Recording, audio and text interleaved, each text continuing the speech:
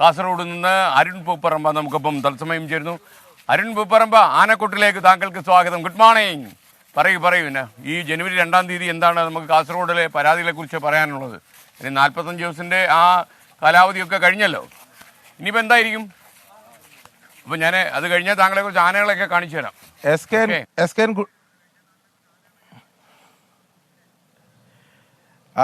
Good morning.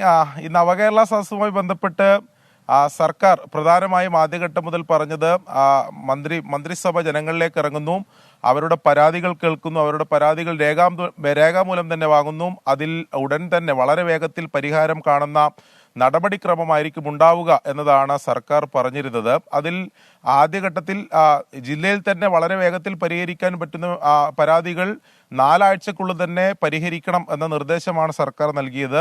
അല്ലാത്തവ പരമാവധി 45 ദിവസത്തിനകം ഈ പരാതികൾ പരിഹരിക്കും എന്ന പ്രഖ്യാപനമാണ് മുഖ്യമന്ത്രി തന്നെ പല ഘട്ടങ്ങളിലായി ഈ നവകേരള സദസ്സിന്റെ പര്യടനത്തിനിടെ നടത്തിയത്. എന്നാൽ കാസർഗോഡ് ജില്ലയിലെ സ്ഥിതി അത്ര ശുഭകരമല്ല എന്നതാണ് ഏറ്റവും പ്രധാനപ്പെട്ട കാര്യം. കാസർഗോഡ് ജില്ലയിലാണ് നവകേരള സദസ്സിന്റെ പര്യടനം ആദ്യം പൂർത്തിയായത്.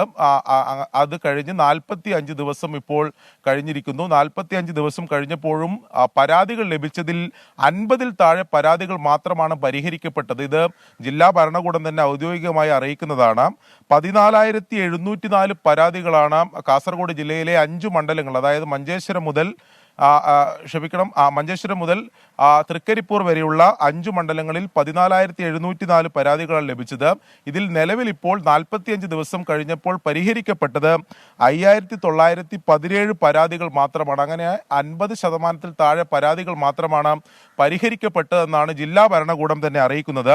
അതോടൊപ്പം 4,715 പരാതികൾ അന്തിമഘട്ടത്തിലാണ് എന്നത് അത്തരത്തിലൊരു വിശദീകരണം കൂടി ജില്ലാ ഭരണകൂടം അത് ഉടൻ പരിഹരിക്കാൻ പറ്റും എന്ന ഒരു വിശദീകരണം ജില്ലാ ഭരണകൂടം നൽകുന്നുണ്ട്. നമ്മൾക്ക് മനസ്സിലാക്കാൻ കഴിയുന്നത് പല പരാതികളിലും ചില പരാതികൾ ഈ സോർട്ട് ചെയ്ത് മറ്റ് വകുപ്പുകൾക്ക് കൈമാറിയിട്ടുണ്ടെന്ന മറുപടി നൽകിയ പരാതികൾ പോലും പരിഹരിക്കപ്പെട്ടു എന്ന പട്ടികയിൽ ഉൾപ്പെടുത്തുന്നു എന്നത് പല ഉദ്യോഗസ്ഥരിൽ നിന്ന് നമുക്ക് മനസ്സിലാക്കാൻ സാധിക്കുന്നുണ്ട്. അപ്പോൾ ഈ പരാതികൾ പരിഹരിക്കപ്പെട്ടതിന്റെ ആധികാരികത കൂടി പരിശോധിക്കേണ്ടതുണ്ട്. എന്തായാലും 5,917 പരാതികൾ, 50%-ൽ താഴെ പരാതികൾ മാത്രമേ സർക്കാർ പറഞ്ഞ കാലാവധി കഴിഞ്ഞിട്ടും കാസർഗോഡ് ജില്ലയിൽ പൂർത്തിയായിട്ടുള്ളൂ. മറ്റു ജില്ലകളിലെ കണക്ക് വരും ദിവസങ്ങളിൽ, കണ്ണൂർ ഉൾപ്പെടെയുള്ള മറ്റു ജില്ലകളിലെ കണക്ക് വരും ദിവസങ്ങളിൽ കാസർഗോഡ് നമുക്കൊപ്പം ചേർന്നത്.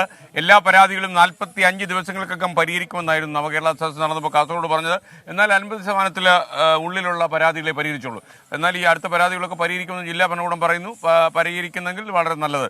അപ്പോൾ വീണ്ടും പുന്നത്തൂരിലേക്ക് നിങ്ങൾക്ക് സ്വാഗതം. പ്രിയപ്പെട്ട പ്രേക്ഷകരെ, നിങ്ങൾ ഈ കെട്ടിടം ഓർമ്മിക്കുന്നുണ്ടോ? ഇത് ഒരു വടക്കൻ വീരഗാഥയിൽ ഒരു ചിത്രമാണ്. ഈ ചന്തുവിൻ്റെയൊക്കെ കുട്ടിക്കാലം ചിത്രീകരിച്ച സ്ഥലമാണ്.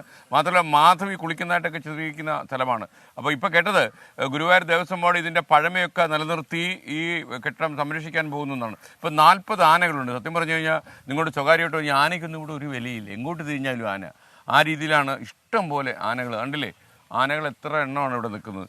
അപ്പോൾ ഇത്രയും അധികം ആനകളെ സംരക്ഷിക്കുന്ന മറ്റൊരു ക്ഷേത്രം കേരളത്തിലില്ല എന്നതാണ് നേരെ. പക്ഷേ ഈ ആനകളെയൊക്കെ നന്നായി സംരക്ഷിക്കുന്നു എന്നാണ് നമുക്കിവിടെ വന്നപ്പോൾ മനസ്സിലായത്. 24 അഞ്ചിന്റെ വജ്രത്തിളക്കം.